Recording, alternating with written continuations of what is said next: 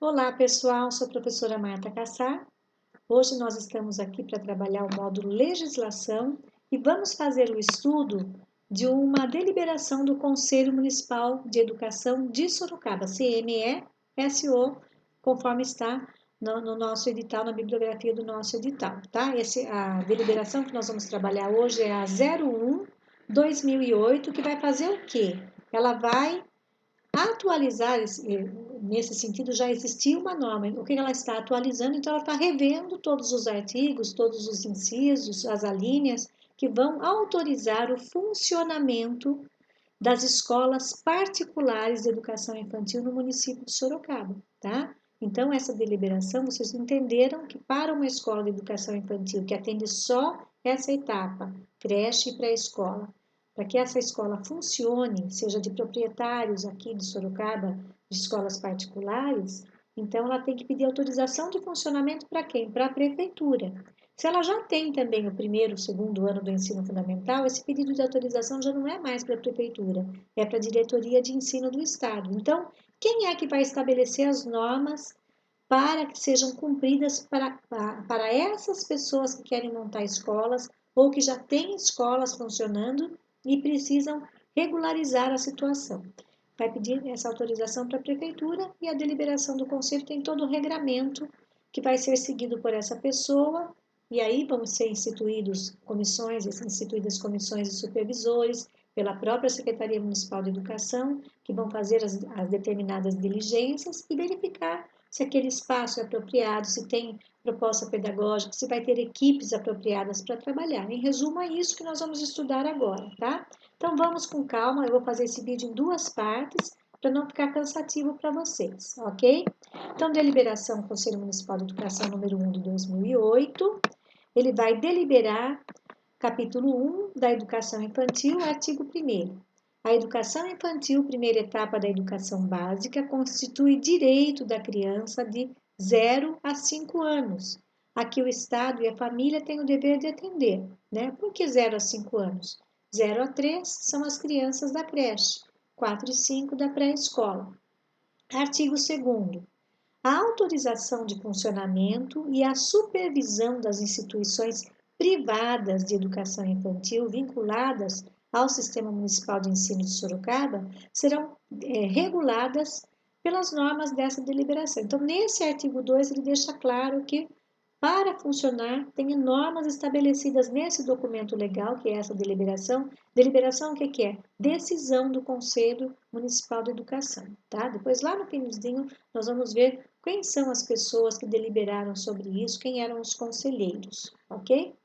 Bem, o parágrafo único desse artigo diz o seguinte: entende-se por instituições privadas de educação infantil as enquadradas nas categorias de particulares, em sentido estrito, comunitárias, confessionais, filantrópicas, nos termos do artigo 20 da Lei de Diretrizes de Base da Educação Nacional 9394/96. Então, tem escolas que têm fins lucrativos e outras que não têm fins lucrativos. Todas elas estão regidas por este documento legal que é essa deliberação que nós estamos estudando, tá? Então, muitas vezes uma igreja monta uma escola de educação infantil, monta uma creche. Quem vai ter que cumprir todas as normas dessa deliberação são esses responsáveis por essa igreja. É uma questão filantrópica, uma questão de caridade, inclusive de parceria com a prefeitura municipal, mas vai ter que acontecer por quê? Porque para funcionar, essas escolas têm que ter esse regramento totalmente aprovado, tá? O artigo 3º vai dizer que a educação infantil será oferecida em creches ou equivalentes que atendam crianças até 3 anos de idade. Então, nesse documento, ele deixa bem claro que a educação infantil pode ser oferecida no inciso 1 em creches ou equivalentes. Inciso 2, pré-escolas que atendam crianças de 4 e 5 anos. Certinho, porque a nossa legislação, a nossa LDB diz exatamente isso, ok? Bem, o terceiro inciso vai dizer que as escolas de educação infantil que atendam simultaneamente crianças de até 3 anos e de 4 e 5 em pré-escola também estão inseridas nessa deliberação, tá? Parágrafo 1º, para fins dessa deliberação, são consideradas instituições de educação infantil todas aquelas que atendam exclusivamente crianças em creches ou instituições equivalentes e pré-escolas, ou seja, ninguém escapa, todos que criaram um espaço para o atendimento às crianças de 0 a 5 anos têm que passar por essas normas todas estabelecidas por essa deliberação. O capítulo 2 vai falar da finalidade e dos objetivos. E o artigo 4, eu até coloquei um grifo importante para vocês aqui, uma chave importante, para que vocês vejam que todo esse artigo 4º e 5º são muito importantes para quem vai fazer concurso. Olha só, a educação infantil tem como finalidade o desenvolvimento integral da criança em seus aspectos físico, psicológico, intelectual e social, complementando a ação da família e da comunidade. Vocês já leram isso antes, onde? Na LDB. Artigo 5º, a educação infantil tem como objetivos proporcionar condições adequadas para promover o bem-estar da criança, seu desenvolvimento físico, emocional, intelectual, linguístico, moral e social, mediante a ampliação de suas experiências e o estímulo ao interesse pelo processo de conhecimento do ser humano, da natureza e da sociedade. Como parágrafo único do artigo 5º, nós temos que, dadas as particularidades do desenvolvimento da criança de 0 a 5 anos, a educação infantil deve cumprir duas funções indispensáveis e indissociáveis. Quais são? Novamente, nós vamos falar na dupla, né? Educar e cuidar, complementando os cuidados de educação, os cuidados e a educação realizados pela família. Então, fica bem claro no artigo 4º e 5º quais são os objetivos da educação infantil com essa faixa etária, né? Que é um complemento do que é a educação recebida na família, que essas crianças têm todos os direitos já apregoados pelo ECA, pela LDB, desse desenvolvimento em todos os aspectos emocional, social, linguístico, moral, social, respeitando todos os direitos que a criança já traz, que são inerentes mesmo dentro do nosso território brasileiro, pela Constituição e por outros documentos legais, como o Estatuto da Criança e do Adolescente. No capítulo 3 da proposta pedagógica, nós vamos ter, então, nós já vimos quais são os objetivos da educação infantil que essa escola tem que ter, porque está alinhado com a LDB. Agora nós vamos entender quais são as exigências dessa deliberação para a proposta pedagógica que essa escola vai ter, tá? Vai ter que estar elaborando. Artigo 6º, a proposta pedagógica das instituições de educação infantil deve, então, se esse proprietário da escola particular vai criar a sua escola, vai montar a sua escola, ele deve se preocupar com essas alíneas aqui do artigo 6º. Olha, reconhecer as crianças como seres íntegros, que aprendem a ser e conviver consigo próprios, com os demais e com o próprio ambiente de maneira articulada e gradual. A linha B, buscar, a partir de atividades intencionais, em momentos de ações, ora estruturadas, ora espontâneas e livres, a interação entre as diversas áreas do conhecimento e aspectos da vida cidadã.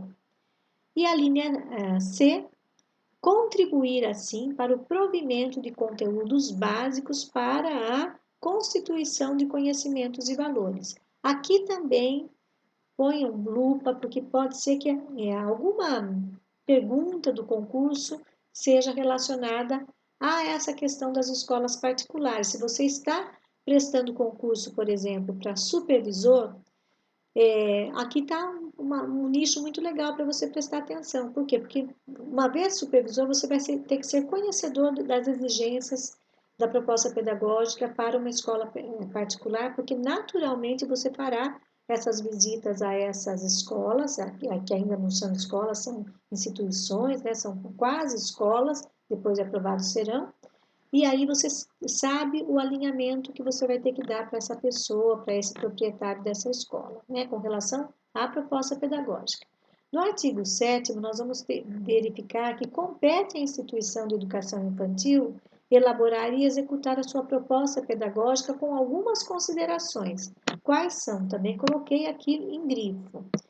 No inciso 1º, fins e objetivos da proposta. Então, aí já é todo o material com suas partes, a proposta pedagógica elaborada com suas partes. A primeira parte vai ter que existir naturalmente os fins e objetivos dessa proposta. A segunda, vejam no inciso 2, concepção de criança, de desenvolvimento infantil e aprendizagem. Qual é a concepção de criança que essa instituição tem? Qual é a concepção de desenvolvimento infantil e de aprendizagem? Portanto, é um alinhamento com a Base Nacional Comum Curricular, um alinhamento com a nossa nova BNCC para esses novos proprietários de escola e aqueles que estão regularizando sua vida porque montaram a escola sem essa devida autorização. Inciso 3, características da população a ser atendida e da comunidade na qual se insere. O quarto é regime de funcionamento da escola. Como é que ela vai funcionar? Manhã, tarde e noite, manhã e tarde, quantas horas por dia, qual é o momento da entrada e o momento da saída, como é que é esse regime de funcionamento?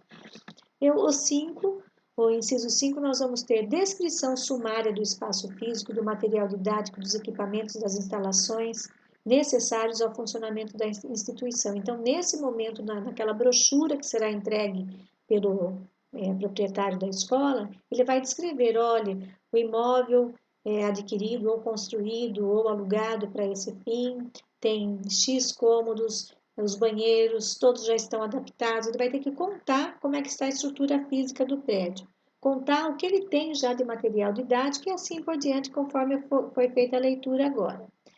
No inciso 6, nós vamos verificar que ele também vai ter que colocar a relação de recursos humanos, especificando cargos e funções, habilitação e níveis de escolaridade de cada um dos membros que estarão atuando nessa escola, desde o diretor, o coordenador pedagógico ou orientador pedagógico, o nome que ele queira usar. Na rede municipal nós usamos orientador, porém nas escolas particulares normalmente eles usam o termo coordenador pedagógico. E ele vai colocar, cada um deve ter comprovação da sua titulação, formação em pedagogia, e os outros servidores que estarão ali, os outros funcionários que estarão ali, que pode ser a equipe de apoio, as cuidadoras, as professoras, que devem ter titulação também, cozinheiras, merendeiras, lactaristas. Ele vai ter que colocar todas as pessoas que estarão trabalhando. Aquelas que exigem habilitação como professor, coordenador pedagógico e diretor terão que provar, através da documentação ali, naquela brochura, que tem esses documentos oficiais, ou seja, histórico escolar e certificado. Sétimo inciso, nós temos que eles vão estar colocando os parâmetros de organização de grupos e a relação professor-criança. Então, como é que vai ser? Berçário, maternal? Como é que eles vão usar as expressões? Creche 1, creche 2? E, para cada grupo, o berçário, quantas crianças você vai atender nesse ambiente físico que você acabou de citar? Olha, eu tenho um espaço de X por Y metros quadrados, eu vou atender 4 ou 5 crianças ou 10 crianças do berçário, e para cada 5 crianças eu vou ter uma pessoa, um adulto atendendo. Então, tem que estar bem alinhado com as determinações do MEC. Oitavo, organização do cotidiano de trabalho junto às crianças. Como será essa rotina com as crianças, desde a chegada até a hora da saída, tá? Então, tudo isso é uma exigência a ser entregue para a Secretaria da Educação. Nono, proposta de articulação da instituição com a família e com a comunidade. Como é que eles vão se articular em reuniões, em festas, em movimentos que eles possam contribuir com a proposta pedagógica? Tudo isso vai estar lá relatado. Décimo inciso, processo de avaliação do desenvolvimento integral da criança. Terá uma ficha que vai ser ali naquela ficha relatado o nome da criança, como ela está em determinada atividade sensório-motora, psicomotriz, etc. Então, essa evolução da criança tem que estar ali bem evidenciada. O inciso 11, nós temos como processo de planejamento geral e avaliação institucional. E o 12, processo de articulação da educação infantil com o ensino fundamental. De que forma? Como é que vai ser a transição dessa criança que finalizou ali o pré-2, né, a última etapa da pré-escola, e essa transição para ela ir para o ensino fundamental. Uma preocupação importante que deve ser ali registrada. Como parágrafo primeiro, nós temos ainda que a proposta pedagógica deve levar em consideração, entre outras, questões como a forma de intervenção do professor, o grau de estruturação do conteúdo proposto à criança, A presença de um determinado modelo educativo, às vezes a pessoa escolhe um modelo, por exemplo, montessoriano, às vezes escolhe um outro tipo de modelo, que é um modelo de maior liberdade para as crianças, como o movimento o modelo de Amy Pickler, etc. Tá? E o lugar nela dado ao jogo infantil, a relação professor-criança, a forma de organização e do espaço. Então, fiquem atentos ao parágrafo primeiro, porque pode ter aqui até uma questão de colocar nas lacunas a palavrinha correta, né? Então, leiam com atenção depois, assistam novamente o vídeo, para que vocês gravem bem essa parte que eu deixei em amarelo, tá? O parágrafo 2º diz respeito ao regime de funcionamento das instituições de educação infantil, que atenderá às necessidades da comunidade, podendo ser ininterrupto no ano civil, respeitados os direitos trabalhistas ou estatutários, tá? Então, esse regime de funcionamento pode ser ininterrupto desde que aquelas pessoas que trabalham ali tenham o seu direito a férias. Então, se a proposta dessa escola é não fechar o ano inteiro, nem em julho, nem em janeiro, maravilha, ela vai atender, como ela é uma instituição particular, ela vai cobrar dos pais um valor e ela está ali a serviço. Porém, uma das prerrogativas é que todos que estejam ali tenham seu período de férias garantidos, e isso que eles estão dizendo sobre direitos trabalhistas e estatutários, ok? Parágrafo 3º, o currículo da educação infantil deverá assegurar a formação básica comum, respeitando as diretrizes curriculares nacionais nos termos do artigo 9º da LDB, ou seja, alinhados pelas diretrizes da educação infantil. O parágrafo 4º vai dizer que o processo de avaliação do desenvolvimento integral da criança, essa palavrinha nós vamos ouvir muito na legislação, deve ser organizado através de acompanhamento dos dos registros de etapas alcançadas nos cuidados e na educação para as crianças de 0 a 5 anos, sem objetivo de promoção, mesmo que para o acesso ao ensino fundamental. Nós já vimos em outros documentos legais e aqui também, tanto para a escola municipal como para a particular, a exigência é que tudo esteja registrado, o desenvolvimento dessa criança registrada, mas ela não vai passar por avaliação nenhuma, no sentido de dar uma produção de avaliação, escrever, realizar qualquer prática motora para ela ir para o ensino fundamental. Apenas esses registros muito sérios, muito comprometidos com a LDB, com o desenvolvimento da criança, vão ser encaminhados para a escola de ensino fundamental para que eles conheçam a vida pregressa da criança, tá? E o parágrafo 5º vai dizer que os parâmetros para a organização de grupos decorrerão da especificidade da proposta pedagógica. Em algumas escolas, os modelos, a LDB deixa isso muito claro, os modelos podem ser N modelos. Vocês veem a escola de Portugal como acontece, né? Que as crianças todas não têm uma sala específica, elas vão por interesses de grupos para aqueles cantos, para aquelas salas. A LDB dá essa elasticidade para todos nós. Então, para a escola particular também, essas organizações de grupo vão depender da proposta pedagógica alinhada com a comunidade escolar, que já matricula seus filhos para dizer, olha, eu quero esse tipo de proposta para o meu filho, para a minha filha, ok?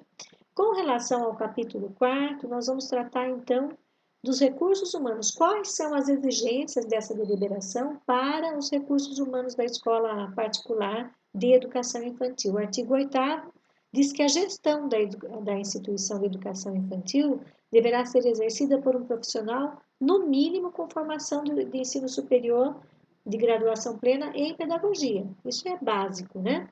O artigo 9º vai falar que o docente que vai atuar na educação infantil tem que ser formado num curso específico de ensino superior, de nível superior, admitida como formação mínima a oferecida no ensino médio. Aquele normal que nós tínhamos antigamente pode ser admitido, mas se nós vamos ter ali naquela escola a oferta de aula de artes, de educação física, são esses profissionais que terão que ter o título do nível superior.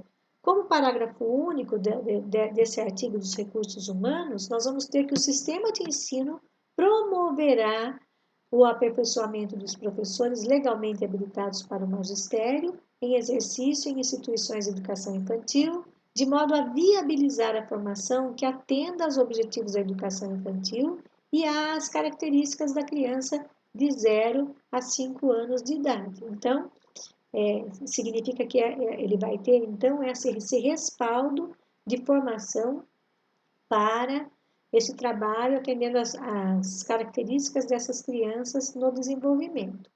O artigo 10º vai dizer que o ambiente de gestão democrática por parte dos educadores, a partir da liderança responsável e de qualidade, deve garantir os direitos básicos das crianças e suas famílias à educação e aos cuidados, num contexto de atenção multidisciplinar com profissionais habilitados necessários para o atendimento. Então, essa escola também poderá ter outros profissionais, como nutricionista, poderá ter um médico passando de tempo em tempo ali, desde que habilitados para essa função.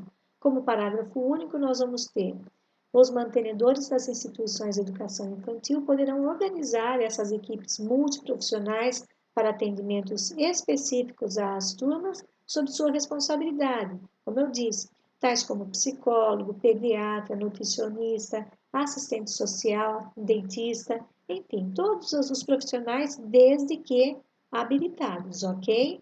Aí sim vai ter essa exigência da comprovação dessa habilitação, tá? E nós finalizamos aqui essa primeira parte, para não ficar muito cansativo, vamos para o segundo vídeo e aí nós vamos finalizar essa deliberação do Conselho Municipal, que é a 01/2008. Tchau!